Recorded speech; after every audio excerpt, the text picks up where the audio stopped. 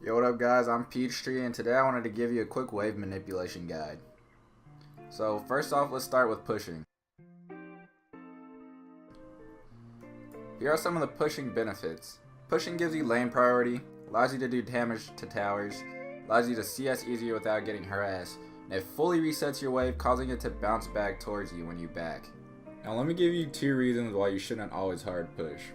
You risk getting ganked if you hard push, and sometimes it makes it hard for your jungler to give you ganks. So you may ask the question, when do I push the wave? Well, I've listed several reasons you should push the wave here in this infographic. 1. You should push the wave before you back so it'll bounce back to you and you won't lose much XP when you back. Your jungler wants to invade, you should also push then so you can help him in the invade. If it's the easiest way for you to CS on your champion, that's another reason you should push. Your champion's good at harassing under tower, push. If the enemy champion can CS under tower, push. If you want to pressure tower, you want to roam, or you want to dive, these are all good reasons you should push. So here I want to give you guys a clip of pushing done wrong. I did this in a practice tool game because I couldn't find any good footage of me messing up my wave in my recent games. So here's why you should always fully push in your wave before you back. As you can see here, I killed Trundle, but I only kill a couple of the red side minions. That causes my wave to slow push, and now it's in a really bad spot as I walk back to lane. So if this was a real game, I would have lost all that XP, and I would be in a bad position once I got back to lane, allowing the enemy jungler to gank me very easily.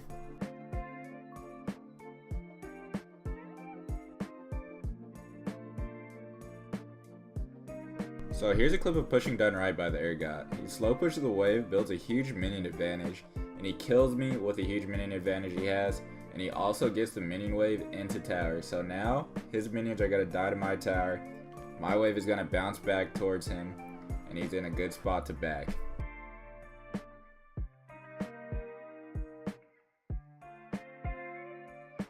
Now that we've gone over pushing, let's go over freezing a wave. So here are some freezing benefits. It makes you harder to gank, makes the enemy easier to gank, and it makes it very easy for you to deny experience in CS. Now the dangerous things about freezing are you risk losing a lot of XP if you freeze the wave and you have to rotate to a river fight or just any fight in general. You risk being dove and losing a huge wave if you've set up a freeze. Your enemy can also use a huge wave you've built from freezing to pressure you. Just like we went over times you should push, I'll also go over times you should freeze. So here are the times you should freeze. You're getting camped and want to scale in the late game, say you're playing something like Nasus, or you want to set up an easy gank for your jungler, or you want to pressure the enemy laner off gold and experience. You have to keep in mind it's not always good to keep your lane perma-frozen, so here I've listed some times where you should consider breaking the freeze you've built. You feel you have denied enough experience towards the enemy laner and you want to pressure tower plates, that's a good reason to break your freeze. If you want to tower dive the enemy laner, that's another good reason. And if the enemy laner is roaming, you need to break the freeze so your minions will die to their tower. Some of you may ask the question, how do I freeze a wave? Well, here are some ways to do it. You can hard push the wave into tower, then hit the creeps once they're at their lowest HP. This will cause the wave to push towards you. You can let the enemy harass you inside the wave without retaliating. This will cause it to push towards you as long as you last hit the minions. If the enemy wave has more minions with health, most of the time it will push towards you. So here's a clip of freezing done right in a real game. As you can see, Urgot has built a huge minion wave, but I have a health and item advantage.